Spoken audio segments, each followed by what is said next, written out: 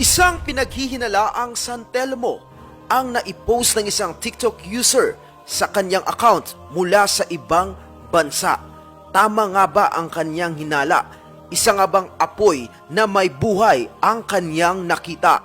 Talagang nanginginig sa takot ang TikTok user na ito nung kuhanan niya ng video ang naturang pinaghihinalaang San Telmo sa isang nakakatakot na rin na lugar. Hindi maipaliwanag ng taong ito kung ano ang kanyang nasaksihan. Kaya nagdesisyon siyang i-post ito sa TikTok at nakita naman ng isang Pinoy at muli niya itong pinost at sinabi niyang maaring isang San Telmo ang nakita ng taong ito.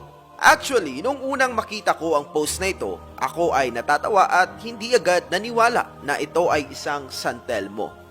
Well, ang katotohanan yan, dito sa probinsya o sa iba pa mang lugar, marami ang naniniwala sa mga San Telmo. Ito ay madalas raw na nakikita sa mga lugar kung saan maraming namamatay o maraming aksidente ang nangyayari. Naniniwala rin ang iilan na ito ay mga kaluluwa ng mga namatay. At madalas na sinasabi ng mga taong nakakita di umano nito, ang San Telmo ay isang bolang apoy na nagpapalit ng kulay tulad ng pula at blue. At kung titignan nating mabuti ang video na ito na pinaghinala ang San Telmo, tila ba gumagalaw ang bolang apoy na parang ito ay may buhay o di kaya merong kumokontrol nito. Sa unang tingin, naisip ko na baka merong tali na nakakonekta dyan sa bolang apoy. Pero kung titignan nating mabuti ang circular na movement nito, masasabi nating imposible na merong tali na nakasabit o nakakonekta dito. Well, on my own analysis, the only possible way para makagalaw ng almost circular movement ang bolang apoy na ito ay dapat kontrolado siya ng isang wireless remote control or mechanism. Well, pwede kasi nagawa lamang ng mga high-tech pranksters ang video na ito o di kaya inedit lamang.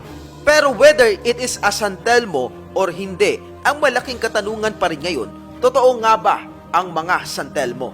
Dapat nga ba tayong matakot rito? At ano ang sinasabi ng science patungkol sa phenomenang ito? Well, gusto mong malaman ang buong kwento? Tara, pag-usapan natin yan.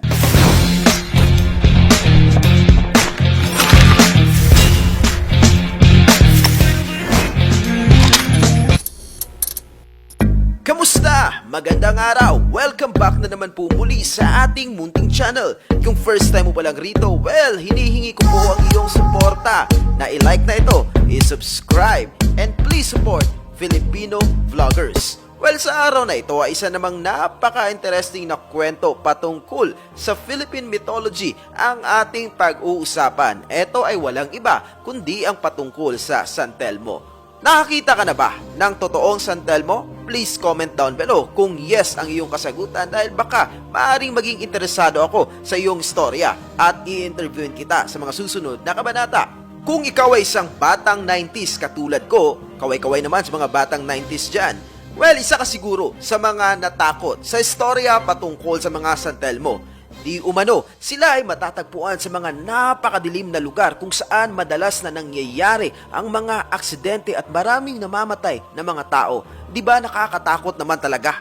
Pero sa bawat kwento ng mga nakakatanda sa atin, wala pa tayong narinig na nagsasabing sila ay sinaktan o di kaya kinain ng isang San Telmo.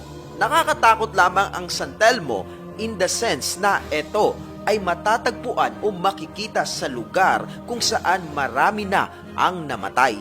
Pero alam nyo ba mga Evadgers na totoo talagang nag-e-exist ang isang San Telmo at merong isang concrete na paliwanag ang science patungkol rito na minsan na ring pinatotohanan ng isang batikang scientist na si Nikola Tesla. Pero bago pa ito pinaliwanag ng science, pinaniniwalaan na ito ng mga sinaunang Griego. Ang katotohanan niyan, meron na silang nakikitang isang bolang apoy at tinatawag nila itong Helena. Kapag dalawang bolang apoy naman ang kanilang nakikita, tinatawag nila itong Castor and Pollux. At sila ay naniniwala na kapag ang isang tao ay nakakita ng isang bolang apoy o di kaya dalawang bolang apoy, ito ay nagsisilbing pangitain na posibleng merong masama o di kaya magandang mangyayari. Noong year 300 naman, merong version rin ang mga Italian sa San Telmo. Ito ay tinatawag nilang Saint Erasmus. isang patron na sinasamba ng mga Mediterranean sailors. Ito ang patron na kanilang tinatawag o sinasamba kapag sila ay humaharap sa isang napakalakas na bagyo o di kaya napakalaking mga alon sa dagat. At kalaunan, tinawag nila itong Saint Elmo. At dahil nga minsan na tayong sinakop ng mga Europeo, na ibahagi rin ang paniniwalang ito. At pagdating sa Pilipinas, tinatawag na apoy ni San Elmo ang San Telmo. Noong 1899, masayang-masaya si Nikola Tesla dahil sa kauna-unahang pagkakataon, nakita niya mismo sa kanyang mga mata ang Saint Elmo's Fire o yung San Telmo. At hindi lang yan, siya mismo ang gumawa noon. Well, ito ay dahil sa pagtetest sa kanyang Tesla coil sa laboratory sa Colorado Springs, United States. At nakita nga niyang lumilipad ang Saint Elmo's Fire doon mismo sa kanyang laboratory. Napuno pa nga raw ito dahil sobrang dami ang kanyang nasaksihan. Para raw itong mga butterfly na nagliliwanag ang mga pakpak. At merong blue halo na pinuproduce ang liwanag nito. Imagine nyo na lang mga Evadgers kung gaano yun kaganda. At tumagal ng konti ang Saint Elmo's Fire doon sa kanyang mismong laboratory. Given that fact, totoo talagang nag-e-exist ang San Telmo. Pero ito ay hindi madalas na nakikita. Nagkakaroon lamang ng Saint Elmo's Fire kapag mayroong isang napakalakas na thunderstorms na nangyayari sa isang lugar. At kapag ang lupa sa baba ng thunderstorm na yan ay electrically charged, magkakaroon ng isang napaka-high voltage sa pagitan ng lupa at sa clouds kung saan nangyayari ang thunderstorm.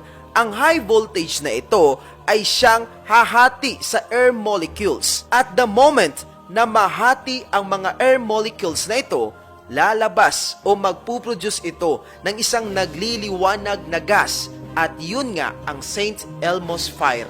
Sa konteksto ng science, ang Saint Elmo's Fire ay isang plasma. Kaya the moment na ito ay mabubuo, tumatagal ito ng kaunting panahon na parang ito ay may buhay na gumagalaw. Ang malaking katanungan ngayon, nakakatakot ba talaga ang San Telmo o yung Saint Elmo's Fire? Kapag ba ito ay iyong hahawakan, masusunog ka ba tulad ng isang ordinaryong apoy? Well, ang kasagutan po ay ito. Hindi ito nakakatakot at kahit pa ito ay iyong hawakan, walang mangyayari sa iyo. Hindi ito katulad ng isang ordinaryong apoy na ikaw ay susunugin. Napakaganda po ng Saint Elmo's Fire at bihira mo lang itong masaksihan sa iyong buhay. Kahit ako, hindi pa ako nakakakita nito. At isa rin sa mga dahilan kung bakit noong unang panahon, maraming mga Italian sailors ang nakakita at nakasaksi ng isang San Telmo or Saint Elmo's Fire sa dagat ay dahil madalas doon sila nabubuo. Dahil madalas rin doon nakikita ang ilang mga malalakas na thunderstorms. Well, mga Evadgers, natutunan natin sa araw na ito na hindi pala talaga totoong nakakatakot ang isang Saint Elmo's Fire o isang San Telmo.